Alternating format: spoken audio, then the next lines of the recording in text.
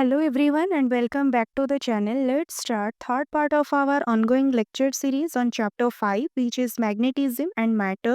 So let's get started. See, the first concept is about bar magnet as an equivalent solenoid. Okay? Bar magnet कैसे behave करता है solenoid की तरह as an equivalent solenoid की तरह. Okay, तो देखो, the magnetic field lines for a bar magnet and a current carrying solenoid resembles very closely. Okay, दोनों का नेचर, दोनों का प्रॉपर्टी हम लोग बोल सकते हैं कि दोनों का नेचर एक जैसा होता है.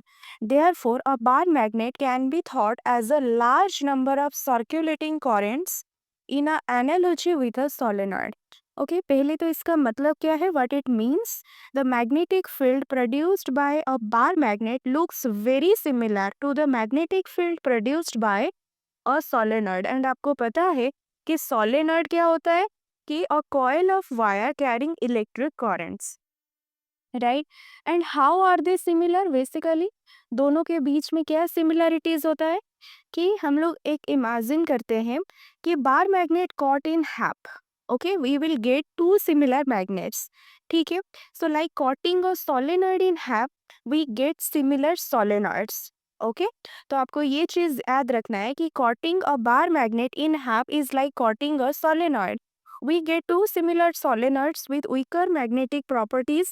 The magnetic field lines remains continuous emerging from one phase to of the solenoid and entering into the other phase. जैसे हम एक बार मैग्नेट को अगर कट करेंगे तो दोनों ही फेसेस में क्या होगा कि south pole and north pole फिर से जनरेट हो जाएंगे, लेकिन उनका जो मैग्नेटिक प्रॉपर्टी होगा और स्ट्रेंथ होगा वो कंपैरेटिवली वीकर हो सकता है. ठीक है, इस सेम टाइप का प्रॉपर्टी आपको सोलेनॉइड में भी आपको सेम प्रॉपर्टी दिखेगा. ठीक है, जब आप सोलेनॉइड को कट करोगे.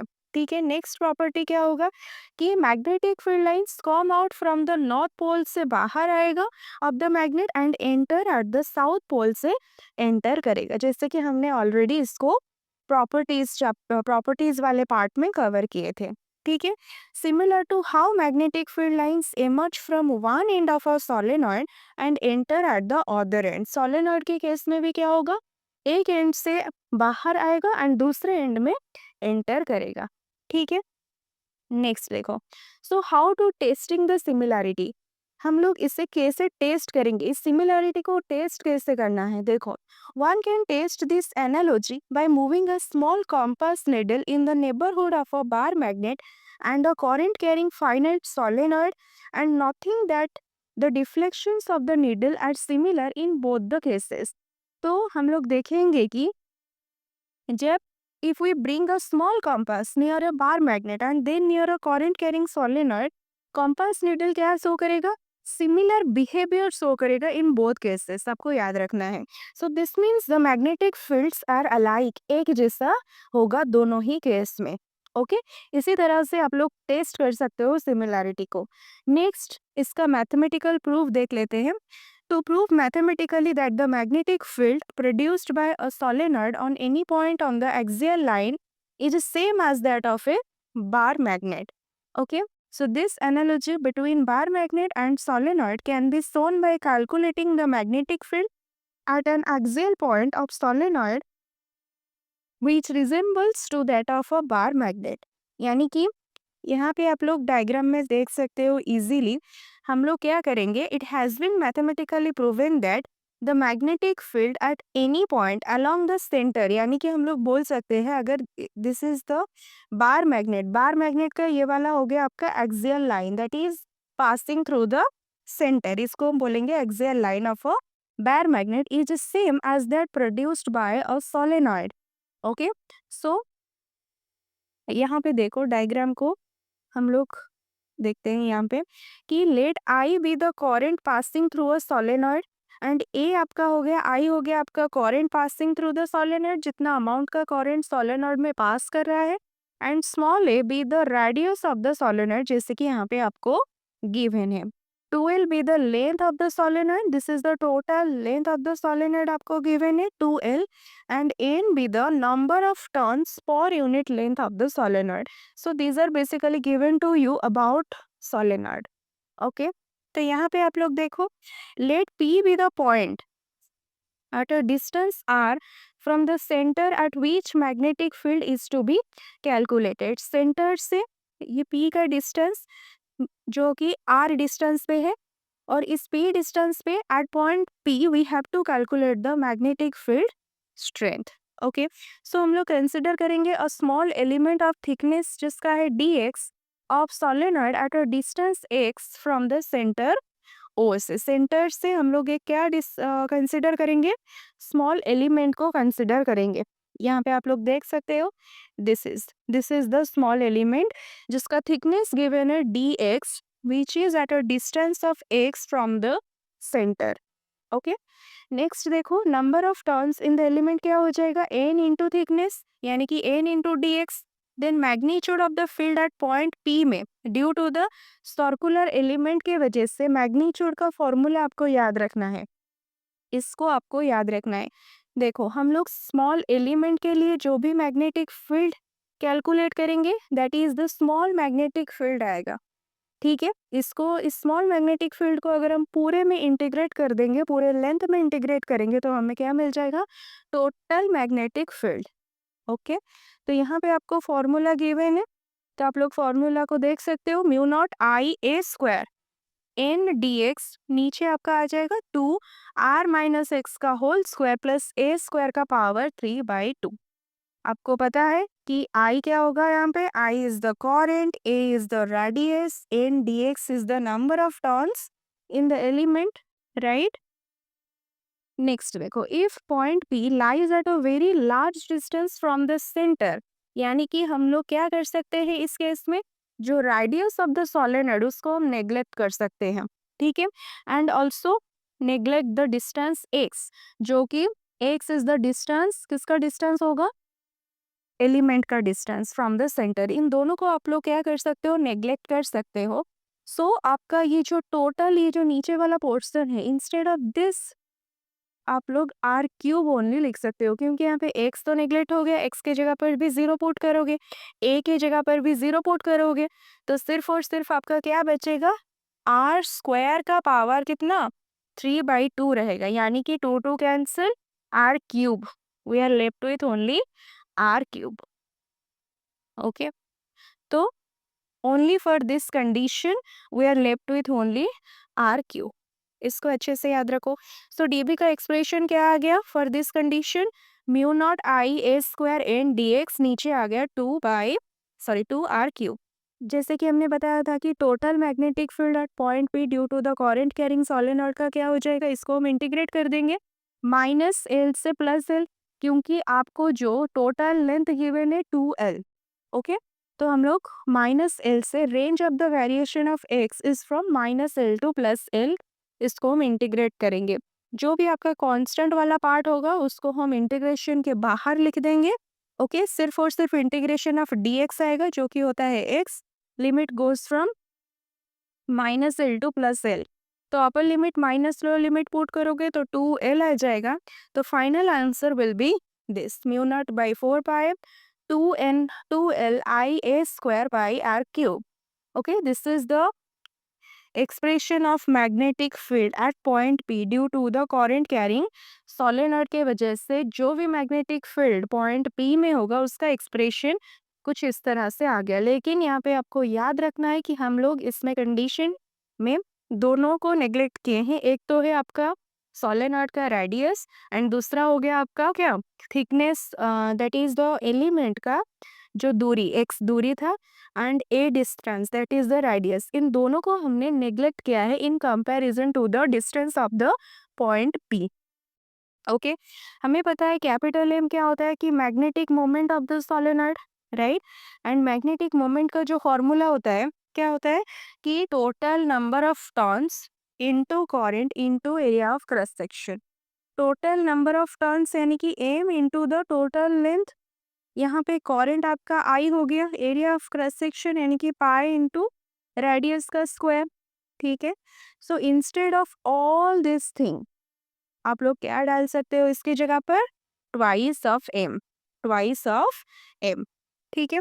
सो फाइनल एक्सप्रेशन अगर हम in terms of magnetic moment के टर्म्स में लिखेंगे तो क्या आ जाएगा final expression? Mu naught by 4 pi 2 capital M by R cube. So this is the expression for magnetic field on the axial line पे of the short bar magnet. The magnetic moment of bar magnet is thus equal to the magnetic moment of an equivalent solenoid के बराबर होगा that produces the same magnetic field जो produce कर रहा होगा। दोनों ही case में आपका क्या होगा कि मैग्नेटिक मोमेंट आपका इक्वल रहेगा। ठीक है, ओके। नेक्स्ट आपका जो नेक्स्ट कंसेप्ट आ रहा है that is about torque on a magnetic dipole in a uniform magnetic field में हम लोग निकालेंगे टॉर्क। मैग्नेटिक डाइपोल के ऊपर कितना टॉर्क लगता है। ठीक है, तो देखो बेसिकली क्या होता है कि a bar magnet has two poles, हमें पता है। एक होता है north pole and south pole and a certain strength, जैसे कि जिसको हम बोलते हैं pole strength, right, denoted by small m। So when we put this bar magnet in a magnetic field और we can say in a uniform magnetic field, तो क्या होगा, द फील्ड एक्सर्ट करेगा एक force on the poles. Poles में एक तरह का फोर्स एक्सपीरियंस होगा, एक्सर्ट होगा। ठीक है, तो फोर्स ऑन नॉर्थ पोल भी हम लोग निकालेंगे, फोर्स ऑन साउथ पोल भी निकालेंगे। नॉर्थ पोल में जो फोर्स एक्सर्ट होगा इसको हम स्मॉल m इंटू यानी कि pole strength into magnetic field बोलेंगे। सिमिलरली साउथ पोल में जो फोर्स एक्सर्ट होगा, force on south pole, that is the opposite the field लगेगा, यानी कि माइनस m इंटू बी होगा। Okay, so this two equal and opposite forces form करेंगे क्या, equal and opposite forces couple form करेंगे, यानी कि a couple is a pair of forces that make an object rotate. Couple क्या करेगा कि object को रोटेट करने में हेल्प करेगा। ठीक है, तो यहाँ तक देखो क्या लिखा गया है। So when a bar magnet is placed in a uniform magnetic field, torque acts on the magnet. Also, magnetic potential energy is associated with the magnet due to its orientation. Okay, तो यहाँ पे आपको given figure given है। देखो, a uniform magnetic field B is represented by the equidistant parallel lines. These lines are representing your uniform magnetic field lines. Okay, next आपको given है N S is a bar magnet of length आपको 12 का। ये जो bar magnet given है N S north and south pole का, and strength of each pole आपको small m given है। The magnet is held at a theta angle with the direction of magnetic field के साथ। ये जो आपका bar magnet है वो कितना एंगल बना रहा है, थीटा एंगल बना रहा है। ठीक है, तो बेसिकली यहाँ तक आपका हो गया। तो हम लोग बोल सकते हैं कि the magnet is at an angle theta with the field, यानी कि the perpendicular distance between the force. अगर नॉर्थ पोल में आपका एम बी फोर्स लग रहा है एंड साउथ पोल में इक्वल बट ऑपोजिट फोर्स लगेगा। Okay, this negative sign only showing the direction, nature of the direction जो कि opposite to the north pole है। ठीक है, सो ये जो परपेंडिकुलर डिस्टेंस दोनों ही फोर्स के बीच में, perpendicular distance between the forces क्या हो जाएगा, this angle is your theta, right. अगर ये एंगल थीटा है तो ये एंगल भी आपका क्या होगा, थीटा हो जाएगा। एंड दिस डिस्टेंस आपको गिवन है 2l ऑलरेडी, तो आपको पता होगा यहाँ पे ये जो परपेंडिकुलर डिस्टेंस आएगा, this distance is your 2l sine theta. Okay, so perpendicular distance आपका आ गया कितना, 2l साइन थीटा, राइट। सो जैसे कि यहाँ पे हमने बता दिया आपको पहले से ही, force on north pole, force on south pole. तो ए में यहाँ पे strength of each pole, B हो गया strength of magnetic field. This equal and unlike forces form करेंगे couple which tend to rotate the magnetic field clockwise so as to align it along magnetic field. तो हमें पता है torque acting on the bar magnet, उसका formula क्या होता है, turning effect क्या होगा, force into the perpendicular distance. जैसे कि फोर्स यानी कि आइदर मैग्नीट्यूड आप लोग ले सकते हो m into B, and perpendicular distance यानी कि आपका आ गया 2l sine theta, 2l sine theta. तो यहाँ पे परपेंडिकुलर डिस्टेंस की जगह पर आप लोग 2l साइन थीटा लिख सकते हो, बट फिगर में this distance is your represented as na, so here na equals to 2l sine theta. जैसे कि हमने बताया इस ट्रायंगल में अगर आप साइन थीटा निकालोगे तो वो p बाई एच होगा, जो कि है दिस वन, एंड यहाँ से आपको परपेंडिकुलर डिस्टेंस मिल गया 12 साइन थीटा और ये वाला m। एंड यहाँ पे देखो स्मॉल m इंटू 12 जो कि होता है capital M magnetic moment. So tau का एक्सप्रेशन क्या आ गया, M B sine theta. And sine theta को अगर आप रिप्लेस करोगे तो वो क्रॉस प्रोडक्ट यहाँ पे आ जाएगा जो कि उसका वेक्टर फॉर्म होता है। टाउ इक्वल्स टू आ जाएगा कितना, M cross B, M cross B. ठीक है। सो जो द डायरेक्शन होगा टॉर्क टॉर्क का is perpendicular to the plane containing magnetic moment and your magnetic field. Okay, and is given by your right hand screw rule से आपको पता चल जाएगा कि इसका डायरेक्शन किस तरफ है। Okay, when we are considering your b equals to 1 Tesla and theta equals to 90 degree, so just put the values over here, m b sin theta, m as it is b के जगह पर 1, theta के जगह पर 90 degree अगर put करोगे आपको पता है sin 90 का वैल्यू 1 होता है। सो टाउ आपका आ गया कितना, बराबर आ गया मैग्नेटिक मोमेंट के साथ जो कि कैपिटल m के साथ, यानी कि b में डिफाइन मैग्नेटिक डाइपोल मोमेंट जो कि है capital M as the torque acting on a dipole held perpendicular to uniform magnetic field on of unit strength अगर होगा और यूनिफॉर्म मैग्नेटिक फील्ड के साथ अगर वो 90 डिग्री बना रहा होगा, देन आप लोग क्या बोल सकते हो कि magnetic dipole as the torque. Okay, magnetic dipole तब भी टॉर्क के साथ आपका क्या हो जाएगा, बराबर हो जाएगा जब आपका यूनिफॉर्म मैग्नेटिक फील्ड होगा लेकिन उसका स्ट्रेंथ अगर यूनिट स्ट्रेंथ होगा एंड थीटा जो होगा वो 90 डिग्री होगा।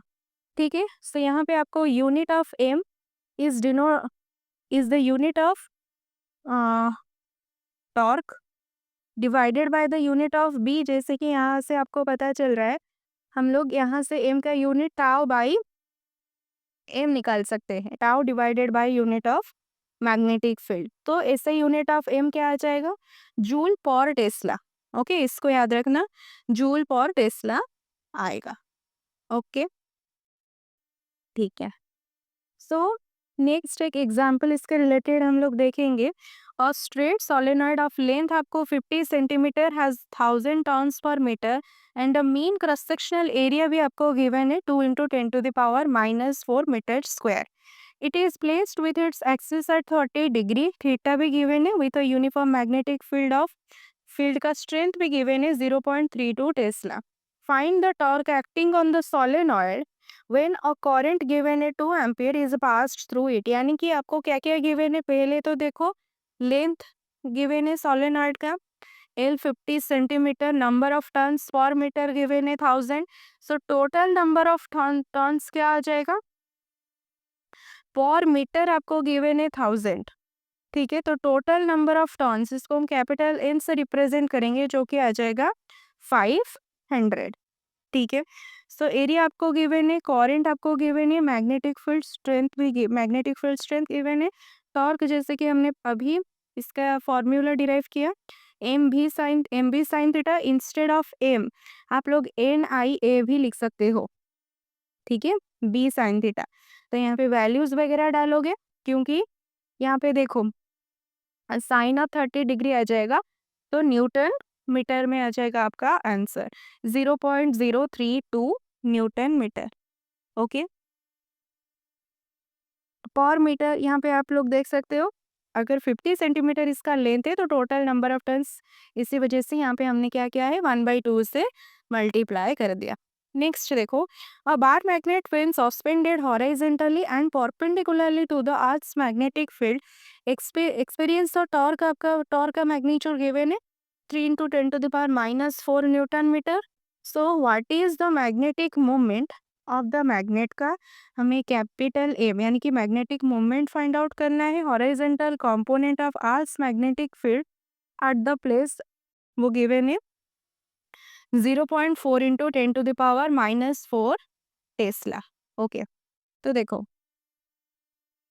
यहाँ पे आपको थीटा जैसे कि परपेंडिकुलरली गिवन है 90 डिग्री, आपको टाउ का एक्सप्रेशन मैग्नीट्यूड भी गिवन है, बी हॉरिजॉन्टल टॉर्क का एक्सप्रेशन हमें पता है कि फॉर्मूला होता है एम बी साइन थीटा, हमें एम निकालना है यानी कि tau by B sine theta. So values वगैरह डालोगे, टाउ का वैल्यू यहाँ पे, बी का value and sine of 90 degree, तो आपको मिल जाएगा कैपिटल एम यानी कि मैग्नेटिक मोमेंट का एक्सप्रेशन जो कि है 7.5 into 7.5 joule per tesla. Okay, तो नेक्स्ट कंसेप्ट जो आ रहा है that is about oscillation of a freely suspended magnet. Okay, so अगर हम क्या करेंगे, the magnet is suspended and can rotate, the torque will make it oscillate यानी कि swing back and forth around the direction of the magnetic field के direction में वो क्या करेगा, ऑसिलेट करेगा। ओके, तो जैसे कि हमें पता है the torque acting on the magnet का जो फॉर्मूला होता है tau equals to I into alpha होता है। यहाँ पे आई आपका क्या हो गया, मोमेंट ऑफ इनर्शिया किसका, ऑफ द मैग्नेट का। ठीक है, यानी कि a measure of how hard it is to rotate it. Okay, magnetic moment जो मोमेंट ऑफ इनर्शिया का जो डेफिनेशन होता है क्या होता है कि a measure of how hard it is to rotate it, और यहाँ पे अल्फा जो है that is the angular acceleration, जैसे कि आपको पता होगा। ठीक है, एंड अभी हमने देखा कि इन इक्विलिब्रियम टाउ का एक्सप्रेशन आ जाएगा minus M B sine theta. तो दोनों का एक्सप्रेशन टाउ का ही है, तो दोनों को हम बराबर रख देंगे। तो यहाँ से हम लोग, आपको पता है I into alpha that is the expression of tau. तो अल्फा क्या होता है कि d square theta by D T square, यानी कि डबल डेरिवेटिव ऑफ थीटा। ठीक है, थीटा आपका क्या है, that is the angle. Okay, तो इंस्टेड ऑफ अल्फा आप लोग यहाँ पे क्या पुट करोगे, d square theta by D T square. Okay, तो that is equals to minus M B sine theta. So ये जो एक्सप्रेशन आपको गिवन है, negative sign with m B sine theta indicate क्या कर रहा है कि restoring torque is in the opposite direction to the deflecting torque का ऑपोजिट डायरेक्शन में क्या है, रिस्टोरिंग टॉर्क है। ठीक है, so for small values of theta, हमें पता है स्मॉल वैल्यू के लिए हम लोग क्या लिख सकते हैं, साइन थीटा की जगह पर थीटा लिख सकते हैं। तो इंस्टेड ऑफ साइन थीटा यहाँ पे आ जाएगा थीटा। तो इस वाले एक्सप्रेशन से D square theta by D T square का एक्सप्रेशन आ गया minus M B theta by I. On comparing equation 1 with equation of S H M, जो कि सिंपल हार्मोनिक मोशन का जो इक्वेशन होता है उसके इक्वेशन के साथ अगर हम कंपेयर करेंगे, उसका एक्सप्रेशन कुछ इस तरह से होता है, D square X by D T square equals to minus omega square x.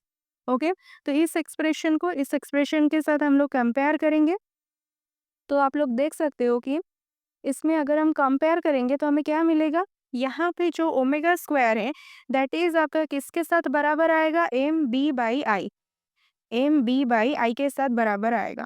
तो यहाँ से आप लोग ओमेगा का वैल्यू निकाल सकते हो under root m B I. Okay, यानी कि the oscillations of a freely suspended magnet और magnetic dipole in a uniform magnetic field are simple harmonic. उसका मोशन किस टाइप का होगा, सिंपल हार्मोनिक मोशन की तरह होगा। अगर ओमेगा का वैल्यू दिस मच है तो time period of oscillation T का वैल्यू क्या होता है, 2 पाई बाई ओमेगा। यहाँ पे हम लोग ओमेगा का वैल्यू सब्स्टिट्यूट करेंगे, तो टी का वैल्यू आ गया कितना, 2 pi under root I M B, I divided by M B. तो बी का जो एक्सप्रेशन था, बी का एक्सप्रेशन में आपका आ जाएगा 4 pi square I divided by M T square. Okay, so B का जो फाइनल एक्सप्रेशन आएगा वो क्या आएगा, in terms of your time period of oscillation, वो आ जाएगा 4 पाई स्क्वायर आई। यहाँ से आप लोग बी का एक्सप्रेशन निकाल सकते हो from this equation, 4 pi square I divided by M T square. यहाँ पे आई हो गया moment of inertia about the axis of the magnet, M is the magnetic moment and B is the magnetic field intensity. Okay, तो basically आपको याद रखना है this relates the magnetic field strength, this particular formula relates the magnetic field strength यानी कि B to the time period of oscillation, B and T, and the physical properties of the magnet, and physical properties के साथ भी इसको relate करता है। ठीक है, नेक्स्ट एग्जाम्पल आप लोग देखेंगे, a magnetic needle is free to oscillate in a uniform magnetic field as shown in the figure. The magnetic moment of magnetic needle given है, कैपिटल M का value, moment of inertia I भी आपको given है, the number of oscillation performed in 5 second 10 given है। हमें calculate करना है magnitude of magnetic field. जैसे कि हमें पता है टी यानी कि टाइम पीरियड होता है नंबर ऑफ रिवॉल्यूशन पर टाइम टेकन, यानी कि नंबर ऑफ रिवॉल्यूशन है आपका कितना गिवन है, 5 सेकेंड इन 10, यानी कि 5/10 करोगे तो आपको मिल जाएगा टी, कैपिटल टी का expression. Capital M is already given 7.2 ampere metre square, I equals to moment of inertia 6.5 into 10 to the power minus 6 kg meter square. So T equals to the expression of T. T is over here. The expression of T 2 pi square root I by mb यहाँ पे लिखेंगे। तो T square का expression क्या आ जाएगा 4 pi square I by M B. तो हमें पूछा है कि बी का expression magnitude of magnetic field, तो क्या हो जाएगा 4 pi square I divided by M into T. इस वाले एक्सप्रेशन से आप लोग बी का वैल्यू यहाँ से निकाल सकते हो। गिवन वैल्यूज को पुट करेंगे तो आंसर आ जाएगा 1.42 into 10 to the power -4 tesla. Okay, next जो कॉन्सेप्ट आ रहा है that is about your potential energy of a magnetic dipole का इन अ यूनिफॉर्म मैग्नेटिक फील्ड में पोटेंशियल एनर्जी। जैसे कि हमें पता है मैग्नेटिक डायपोल मतलब कि हमको पता है कि अ बार मैग्नेट और magnetic any magnetic dipole has a magnetic movement होता है जो कि capital M, it points from south to north. इसको याद रखना, जो डायरेक्शन ऑफ मैग्नेटिक मूवमेंट होता है that is from south to north, उसका डायरेक्शन होता है, ठीक है, नॉर्थ पोल। एंड मेजर करता है कि how strong the magnet is, magnet कितना स्ट्रॉन्ग है, ठीक है।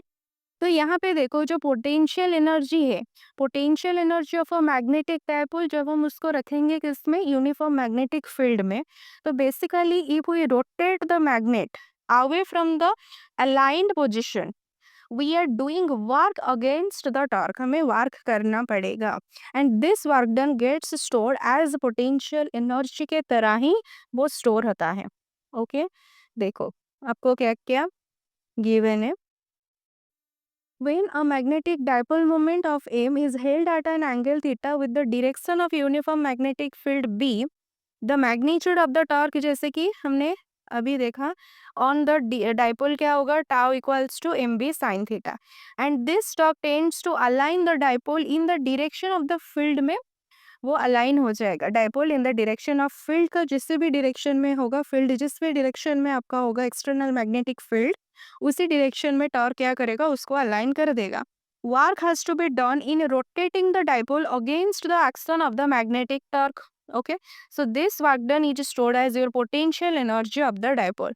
ओके, हमको कुछ वर्क करना पड़ेगा एंड इसी वर्क डन क्या हो जाएगा, आपका स्टोर होगा पोटेंशियल एनर्जी की तरह, ठीक है। तो यहाँ पे देखो, now a small amount of work is done in rotating the dipole through a small angle. अगर हम डी थीटा, अगर स्मॉल एंगल लेंगे उसके रिलेटेड जो उसके करस्पॉन्डिंग जो वर्क होगा उसको हम स्मॉल वर्क डन बोलेंगे। तो डी डब्ल्यू हमें पता है tau into D theta, so tau का वैल्यू यहाँ पे पुट करेंगे M B sine theta into D theta, क्योंकि अगर हम रोटेट करेंगे मैग्नेट को बाय अ टाइनी और small angle D theta then D W क्या हो जाएगा, tau into D theta. Okay, जैसे नॉर्मली लीनियर केस में क्या होता है कि जो वर्क डन होता है force into displacement, so rotating case में क्या हो जाएगा, टॉर्क इनटू ये रोटेशनल डिस्प्लेसमेंट जो कि यहाँ पे है angle theta D theta. Okay, so total work done क्या हो जाएगा in rotating the dipole from theta 0 to theta, तो यहाँ पे लिमिट आ जाएगा theta 0 to theta. So W आएगा इंटीग्रेशन ऑफ डी डब्ल्यू, यहाँ पे आपको वैल्यूज वगैरह पुट करना है जो कि डी डब्ल्यू का वैल्यू है कांस्टेंट पार्ट एम बी, इसको बाहर रखेंगे। इंटीग्रेशन ऑफ साइन थीटा आपको पता है माइनस ऑफ कॉस थीटा, ठीक है।